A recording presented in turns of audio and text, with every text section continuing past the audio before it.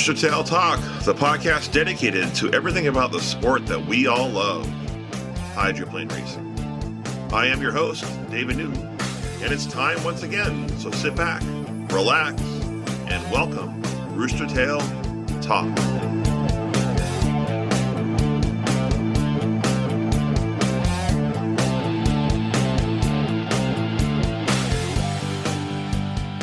Hello, race fans. Welcome back to the podcast. Today is Wednesday, July 8th, 2026, and this is episode 188. We'll have to apologize for being a little bit late this week. Things turned around a little bit. It's a busy time of the year, and I've been in talks with many people, and many people are willing to be on the podcast, but it's just a busy time of the year. People are busy racing and preparing for races. But fortunately, I was able to connect with Jimmy Shane, your 2026 H1 Unlimited APBA Gold Cup champion, as he's over in Maryland right now, actually making some parts for hydroplanes. And he's getting ready for the next race in a couple of weeks over in Tri-Cities, Washington. But thankfully, he took some time out of his schedule working on those hydroplane parts to reflect back on the weekend of his Gold Cup victory, as well as returning to the sport of H1 Unlimited with BWR Racing. So let's get into my interview with the 2026 APBA Gold Cup champion, Jimmy Shane. Well, I'm sitting down talking coast to coast, talking with Gold Cup champion Jimmy Shane out in Maryland. Jimmy, how you doing today? Oh, doing great. Still a little sore, but obviously well worth it for the outcome of the weekend. I'll take being sore for a couple days any time to have another Gold Cup win for sure. Yeah, most definitely. And just pop a couple more Tylenols today, and I'm sure you're still riding that high of the victory, right? Oh yeah, it's. I know I've been there before, and I know I've won a bunch of races, but this, each one has its own like unique, special thing about it, and this one has a lot of uniqueness to it, a lot of stuff going on with this Gold Cup win, and I'm just so happy for Bruce, Ratchford, his family, Apollo, and the team and the crew, and this is a pretty cool one. Yes, yeah. And congratulations on that. It was fun to watch. It's a little hairy at some times, but we'll talk more about that. But I want to start off talking about how you had 5 years of absence from the sport. You decided to step away 5 years ago when you were racing with Miss Madison's home street team. What made you decide to come back to H1 Unlimited and be racing these hydroplanes again? Yeah, I mean, I knew I was ready for a break, a couple years ago, and decided that it was the right time. I wanted to focus on some family stuff and keep my schedule more open. I felt like it was kind of the core ages of my kids' childhood fast approaching and going away quick, and so I was like, you know what, I'm ready for a break. And so we did a lot. It was I took 4 years off from the sport, and it was wonderful. Got to go racing with my boys, and we got to travel and see a lot of different cultures and do a lot of unique stuff through those years. And then, I started realizing the change with them as they got older, that they're getting more and more independent and they don't need dad and mom as much. And, Yeah. it's kind of eye opening, but I also, realized that maybe there's a little more opportunity for me to, do a little more for myself and see what's out there. And then this opportunity presented itself with Bruce Ratchford and Apollo.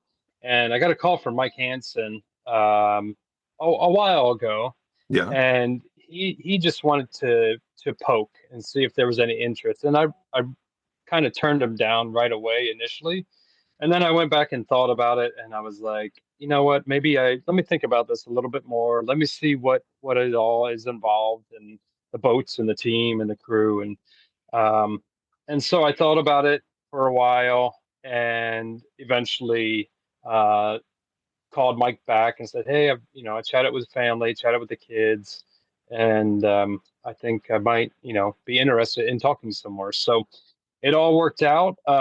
It was opportunity, timing, and honestly, it was the situation that I would have been coming back into in the sport. It kind of made sense to me, and Yeah. so I said yes, and here we are. Yes, and you're back in the sport, and I know a lot of fans are excited to have you back. But I got to ask, like, I'm sure that was so meaningful to have that time with your kids, especially because it was at that age, and I think my son's at that age now where he's still innocent and Yeah. hasn't gotten to those teenage years. But did your kids get the bug at all for hydroplane racing?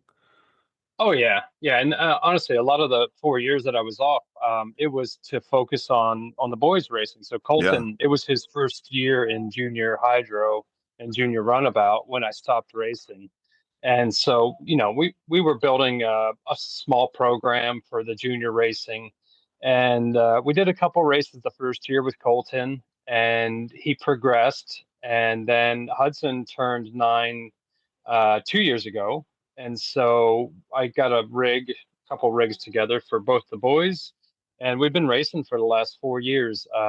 We only go to a couple races a year. That makes sense, but we've got some really good equipment, and they're getting some experience now to where they're getting really comfortable in the boats. And so we just go whenever it makes sense, and we have fun, and the boys try to do the best that they can, and I'm extremely proud of their growth and what they've been able to do in their own racing careers, I guess.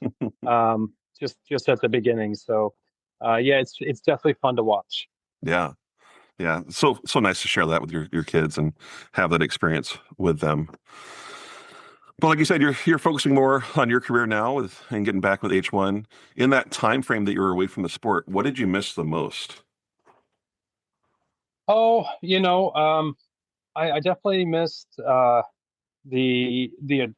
adrenaline rush of being in an unlimited hydroplane. It's like I said, such a unique sport. There's only a handful of people that really get to go out there and experience what it is like going 200 miles an hour in a race boat.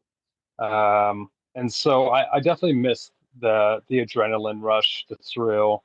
Um, you know how you handle being under a lot of pressure, not just from a racing aspect, but sometimes from a sponsor or a team member or something along those lines, and seeing how you handle that stuff. That's probably what I missed the most. And then the people, the stories, the people, the communities. You go to the same races for the most part throughout the season, and you honestly get to catch up with a lot of interesting people in the sport, and they've got some really good stories, and they make new ones throughout the year to year in between races, and then they're very happy to share those stories with you when you come back to their town and see them and get to put on a show for them. So definitely Yeah, the people, the communities, the race team, the other race teams, the competition. I'd say that was the most that I missed from it. yeah, yeah. It's like you said, there's so many unique individuals around the sport, and in a lot of ways it's like an extended family. I'm sure. Hopefully, everyone embraced you back, and I know a lot of fans are excited that you're back now. Well, looking at this wasn't the first time you were back in a hydroplane this weekend. You went to spring testing over in Tri Cities, Washington. And when I was watching the footage, I was expecting your approach to be a little bit different than you took it. I was expecting, kind of have some training wheels and kind of go up, but it looked like you just kind of said the hell with it and just kind of went full bore right away. So I didn't see any rust, but what was it like to get back in a boat after your absence? I mean, I've told a couple people this that have asked me that question, like, what was it like being off for that amount of time and then jumping right back in? And I tell them kind of the same thing, like I'm in pretty much the same cockpit and the same seat. and I'm wearing the same equipment, and I jumped in, and there was definitely some butterflies. I won't lie to before I went out, but the second that that turbine engine started spooling up, I said, "Oh, you know what? This definitely feels like I'm at home," and it it just felt comfortable. It felt like where I was supposed to be, Yeah. in the cockpit of one of these boats. And so uh, I definitely I definitely didn't want to like wait too long to get back into. I knew I was going to have to get the feeling back pretty quick. It's a short season. We only have 4 races, and I knew that I was going to have to jump right back in it and get going, to have any shot of being competitive this year. And so, uh, yeah, I did a warm up lap of 160. So that was Yeah. that was my warm up lap, which yeah, I will say I was not totally 100% comfortable with. And then when I came back in and I heard the speed, I was like, "Oh, okay, yeah, I can do this. We're good." Oh, that's hilarious. So in your mind, were you not going as fast as that 160? Did you think you were going a little bit slower? Uh, I thought that I was going a little bit slower than that. Honestly, Yeah. I Yeah. was. Yeah, I was taking definitely the first the first backstretch. I was taking it easy, Yeah. and then I was like, "Oh, this feels right. Let's go." Everything feels tight and good, and Yeah. um, it was in a new boat to me. It was in the Apollo boat, the first Hmm. time I was back in. So that boat had a lot of history, and it wasn't really good, positive history. Yeah. And so there were some reservations there. But when I jumped in it, I said, "Oh, this really doesn't feel that bad. Like I feel pretty comfortable." So you know, even with that warm up lap, we still progressed the boat throughout the weekend, and it got better and better at spring training. And to go out and run a 165 lap in that boat, that was Yeah. pretty amazing. Um, and I think that probably shocked a lot of people at spring training. Yeah. I mean, like you said, it has a lot of history, but I know the crew, Hansen, did a lot of work on that hole since the last time it was in the water. So the last time it was in the water before you drove it was when it went over in Gunnersville. Um, Correct. but you had a tough decision there because you had kind of Old Faithful, your Sharky that was there in spring training, and then the unknown with the Wiggins hole, which I think they ran pretty similar lap times. But you had to make a decision before Madison which hole you were going to choose. I think it was. I have a feeling it was a little bit more dramatic on social media, like which gym you going to choose. But how did you decide which hole to go with, and how long was that process? Yeah, I've always I would agree with you that it's probably more dramatic on the internet than Yeah, the words that were probably being thrown out amongst our own team members about what we were going to do. yeah, Um, I threw out there to Mike. I said, "Man, it's got a better paint job on it, and it's fitting for this year, the America's 250th celebration, and it's fitting for Madison weekend, being Fourth of July weekend." I said, "Let's just run that boat because it felt okay at the test session." And there was obviously a lot more to it than yeah, just a paint job. yeah. Um, But that would be a but bonus to not have to yeah, paint another boat for the crew. yeah, and so that was another thing. Like they would have had to, we could have gone with the white boat, but there was additional work that would have had to been done with Sharky. Um, and that any change you make like that or decision you make, it has big effects on how much time it takes to get something ready. Even the painting one of these unlimited hydroponics, they're so massive. Um, and Mike and Taylor, they don't do things uh, quick, and they do them correctly, Yeah, and they're they methodical. build they do it right the first time. And so we weren't just going to throw a wrap on the boat for Sharky. So if we picked Sharky, we would have painted it completely before Madison, and that's a big undertaking. So yeah, maybe the paint did have a little bit to do with the strategic decision. of giving us the best shot for the season. Yeah. Well, I mean, whatever reason it was, you chose right. You chose correctly. And it's a shorter season, only 4 races, and you start off right away with the Gold Cup. It's your old, I don't want to say hometown, but you were the hometown favorite there for so many years. You were their guy. What was it like to return to Madison once again? Were you embraced? Were you booed because you're not for other team now? Yeah, I mean, it was wonderful to go back to Madison, Yeah. Indiana. It's been hometown race team for 10 plus years for me. And having the support of all the citizens of Madison and the fans, not just the citizens of Madison, but anybody that was a fan of Miss Madison racing. Um, I would say I got a 99% really positive reception Okay. in coming back to Madison, and the couple of boos and smears from the couple, even those felt like they were kind of wholehearted Yeah. and not too serious. So I think it was extremely positive to go back to Madison and be uh, be a competitor against them. Yeah. Yeah.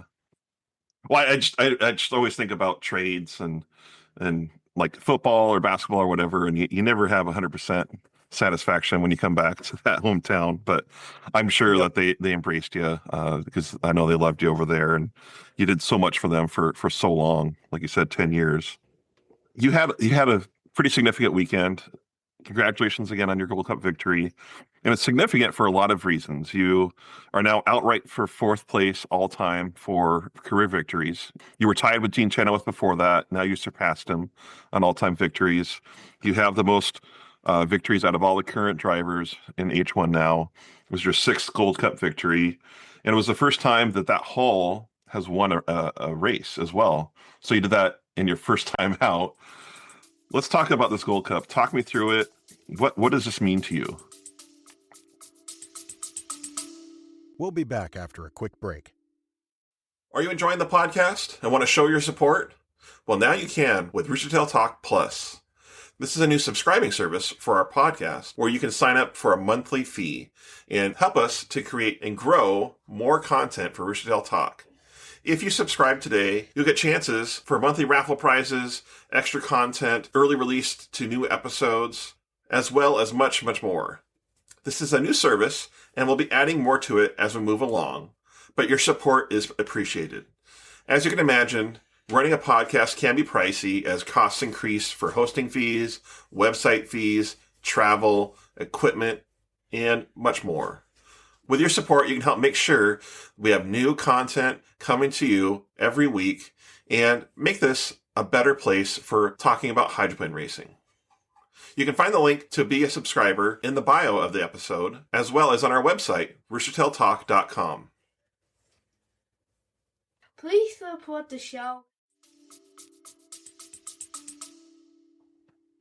Oh, I mean, like Jay Michael kind of said it, very clear. And I remember this very clearly back in 2012 when I won my first race in Tri-Cities against Jay Michael. And it was between him and I when Steve David jumped the gun, jumped the 1 minute pin in Tri-Cities. So we were battling out for the win there. And Mike had only won, I believe, one race before then, one or two races before that. And when I ended up winning Tri Cities, he got on the interview and said, these don't come very often. An H1 Unlimited win doesn't come around very often. And that really stuck with me at the beginning of my career. So I realized early on, you have to take advantage as much as you can because we're so limited on the amount of opportunities we get to win races. Mm-hmm. So to win one of the four races already this season, I mean, just that in itself is a monumental task. Um, so to get it out of the way is really nice. Yeah. But then to load on top of that, the fact that it was another Gold Cup is just it's amazing. Um, it's for me, it's just another race. But I think it from a tradition and a history standpoint, it means so much more to everybody that we got a chance to run for the Gold Cup. There was a lot of adversity that happened throughout the Madison weekend. The storms that came through, the setting the course up is always a challenge in Madison. The because of the storms that came through, the debris that was in the water, and the fact that the race committee and the teams and the crews, um, they all work together to be able to do the minimum requirements of what it takes to at least run for a Gold Cup. I mean, that in itself, I'm so fortunate and that the race even got off, and we had a chance to race for the Gold Cup. So yeah, I mean, just a lot to be humble about just having the opportunity. Um, just that in itself is amazing. So yeah, I just can't thank Madison and the race committee and all of the people that jumped in their boats and volunteered to go sweep the river. Um, there's no way that we would have been able to pull that off, and race for a Gold Cup if we didn't have all those hands chipping in and volunteering and going out of their way just for us to put on a show for a trophy. It's pretty amazing. Yeah, hats off to everyone over there that had that effort because I was seeing some photos of like logs and debris taken out of the river, and it was getting later on Sunday, and I just thought to myself, this isn't going to happen probably, but you guys made it happen, and it was a great race. Well, where does this rank in your Gold Cup rankings? This victory. So I think about like Chip Hanover's always talked about his first victory in '82 was his number one, and then I think his last one in '99 was his number two. Where would this rank for you in as far as victories go for Gold Cup? Well, I think there's a couple of different facets to this one. And I'd have to, it's hard for me to rank races because I still feel like I have a long way to go, hopefully, Yeah, maybe. In the sport, I mean, I've been able to accomplish a lot, but you never know what the future holds. Um, but I would say this one personally, um, this is probably the coolest race win of all time. When you really look back at everything, and how it all added up and stacked up, a new boat to basically the circuit. It had a couple of heats under it. I think it had only finished one or two heats previously. It had been wrecked a couple times, and it was built independently by a small crew in Alabama, mm, in Gadsden, Alabama. um, Charlie Wiggins and that whole entire Alabama crew, they wanted to do something different and special with this boat, and so they made a ton of changes. Like this boat is so unique. It's got a lot of stuff going for it that is just different compared to the other boats. And so just from that aspect, the limited time in the boat, the uniqueness of the boat, the uniqueness of new crew members, getting used to even new radio guy.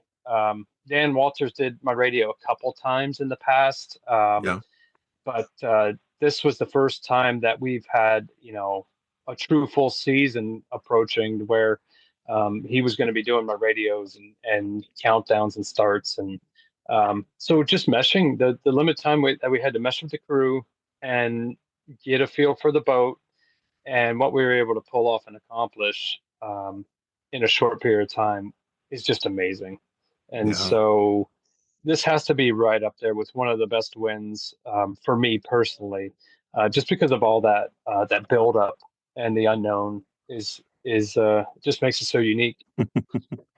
Well, we'll have to look back on this after your career is all said and done, many years from now, and see where it ranks up. It is like you said, it's hard to when you're still in the thick of it. It's hard to reflect on that. But like you're right though, it's hard to get a whole new crew together and really mesh and do so well right off the bat. It's very impressive, very impressive. Well, I got to ask though, you looked like you got out of hand a little bit in the final heat. Was it? It seemed like you're out over the edge a couple times. Was it a little hairy out there in that final heat? Yeah, I mean, there was definitely some moments. I'll call them moments Yeah. that happened in the final heat. I had a really, squirrely turn. Luckily, I had enough boat lengths ahead of Andrew and the other guys where I actually skipped out a lane because of coming unhooked. But Yeah. luckily, I had the boat lengths where I didn't get a penalty for that. So, hey, that I'm very lucky and fortunate there because turn one in Madison has always been unforgiving. And so I kind of expected it on the first lap. But I, to be honest, I don't know how I made it through turn one on the first lap. I didn't close my eyes, but I wasn't really thinking too hard either. I said, well, it's either going to get through here or not. So I just went for it on turn one on the first lap. And I think I grazed at least three out of the five buoys Oh my uh, gosh. going going through that corner. I vividly remember the left sponsing tapping at least two buoys, and I was just like, "Oh God, I hope I didn't cut the rope, or it hit the skid fin, or." Right. But that's what it took. Lane one, everybody has said in the past, lane one in Madison is not where you want to be. They say you want lane two or lane three to get a Hmm. clean corner through there. I've been very fortunate to, I think, win three times now from lane one in Madison. And Yeah. so it is a risk versus reward, but I, I I still don't think I'm going to ever be comfortable in lane one going through Madison. Um, but when it works out, it works out. And so we were willing to take the risk this year. And when lane one had the opportunity for lane one in the final, I took it. So that was one thing. The turn there was a rough turn, and then on lap four, coming across the start finish line, um, I will say the boat got away from me. It was at least 6 feet. The sponsons were at least Whew. 6 feet in the air, um, and it was that moment where it got quiet in the cockpit, and that's when you're not in a good spot when it gets quiet. So I was doing everything I could. I was pushing my left foot as hard as I could as soon as that happened, and the boat hung for probably 2 or 3 seconds before it came down. And I said, "Okay, that was my second strike in the final heat." Um, and so I said, "I can't do anything else. I have to have another perfect lap, and I can't make any more mistakes if I want to win this thing." So, um, yeah, I think I was able to just lock back in and get those two moments out of my head for the last lap, and it all worked out in the end. So, yeah, just we still have some changes to make to the boat. There's a couple things going on. The other thing for the final heat in Madison, that we ran it so late in the day Hmm. Hmm. that I think part of the boat getting out of hand was the drivers. I think we all had a tough time reading the water. There was so much glare from the Yeah. sun setting that Yeah. typically you can read the water way ahead, a couple 100 feet ahead of what you're approaching, and you can adjust for that. We didn't have that luxury in the final heat because it was all glare and shine and crystals and little diamonds on top of the water. And so at that point, you're reacting. So to what the boat is doing, you're not able to like look ahead and prevent what would be coming. You got to be reactive at that point. It made it really good for the photographers and cameramen Yeah, in the it was final heat. beautiful. It was beautiful. I Yeah. think I think they got some really good shots, but yeah, I'm hoping we don't have to run that late ever again. It reminded me of Doha, Qatar, a lot. Running late in the afternoon with all the salt in the air, you were almost running, 50% blind, and, Yeah. and trying to pick up the buoys. So yeah, I'm happy it all worked out. I'm happy we got it in, and I'm happy the boat came back in one piece for sure. Yeah, no, most definitely. Yeah, the visibility part, it's hard when you can't anticipate the waves on there. I do have to say though, yeah, you're one of the very few that can get through that Madison first turn and lean one. Like early in the day, Dylan had a hard time with that. He hooked. And historically over the years, many people have hooked on that turn. You have to ask Mike Hansen about that because he wasn't as fortunate to that first turn as you've been. All right, so with all this said and done, we still have some more races coming up. What are you looking forward to for the rest of the season? Yeah, we're looking forward to honestly making we learned a lot about the boat from the spring training and from actually running it in heat races, and we've got a few changes that we want to make to this awesome Apollo boat to try to improve it even more. We think there's a little bit left in it. We know there's a little bit left in it, honestly. And we've got Wow. some stuff that we're going to be making some changes. Uh, and I think hopefully, the boat gets even better from here on out. So just looking forward to, putting a good show on at the next couple races. Our equipment's running great. Our program's looking good. And honestly, just being consistent, getting points. I think we came out of Madison with the points lead. Yeah. And so, honestly, I'm looking forward to a good fight, a really good fight for the rest of the season. I've always been more goal oriented towards national high points. I want to win a national high points championship, and if I win races, that's just a bonus throughout the season. But high points has always been my biggest goal because that's the one that gets put on the trophy every year, and the number one was always meant a lot to me because I think it just meant you were the most consistent um, team throughout the entire season, and that to me is a greater goal, just personally, than winning individual races.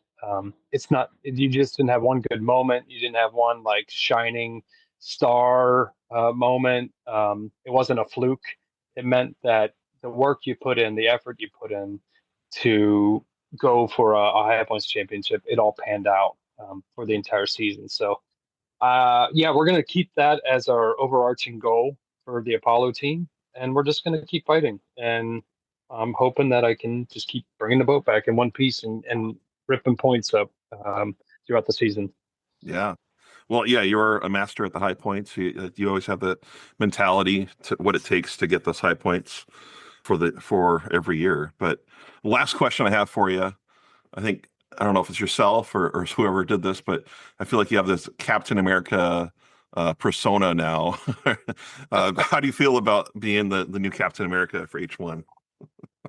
Yeah, when we looked at the team and looked at the Apollo boat and we started talking about it, I didn't really ask Mike or Taylor for any like insight, but I wanted to. One of my mindset changes coming in this year was that no matter what, we were going to have fun, and the crew. I wanted to make sure the crew had fun, and so I said, what would be fun? Let's legit let's go all in on this red, white, and blue theme, and let's design a Captain America suit for Yeah. the boat and the team. And I didn't tell anybody about it, and I rolled the suit out at the media day, and everybody started cracking up. And I said, "That's exactly the response I was looking for. That's perfect." Nice. um, this is what it's about. We're gonna have fun.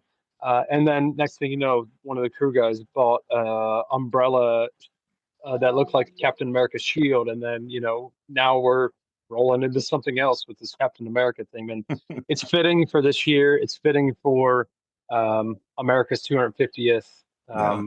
celebration and anniversary, and we're just having fun. That's all it's about. So that's literally the thought process on the Captain America suit. I said that's pretty American. Let's roll with that. Yeah. Yeah, no, I love it. Love it. It's really fun. I was worried though, because I saw the Batman symbol on Tate's boat, so I was worried that you're going to become the Robin. But I'm glad that the Captain America fits. So really happy you're doing that. Maybe I preemptively You dodged avoided it. being Robin. Yeah, dodged Yeah. it for the season. Just out of luck. You Yeah. know, you never know. There you go. All right. Well, congratulations again. It was a great victory. Great way to start the 2026 season. And thanks for taking the time to be on the podcast, Jimmy. Thank you very much. I appreciate all the listeners too tuning in, and let's keep growing the sport. Let's keep it going. Exactly. Well, Knuckleheads, once again, that's all the time we have for this week. Really hope you enjoyed my talk with Jimmy Shane, the current APBA Gold Cup champion.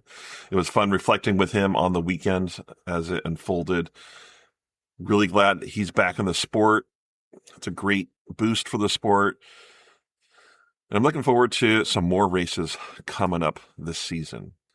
Not only for H1 Unlimited, but also for the Grand Prix America Series. And I've got some fun interviews in store and just trying to get those schedules to line up so we can get some more people on the show. We'll be back next week for another episode. But in the meantime, don't forget to check us out online. We're on social media, Facebook, Instagram, as well as our website, roostertailtalk.com.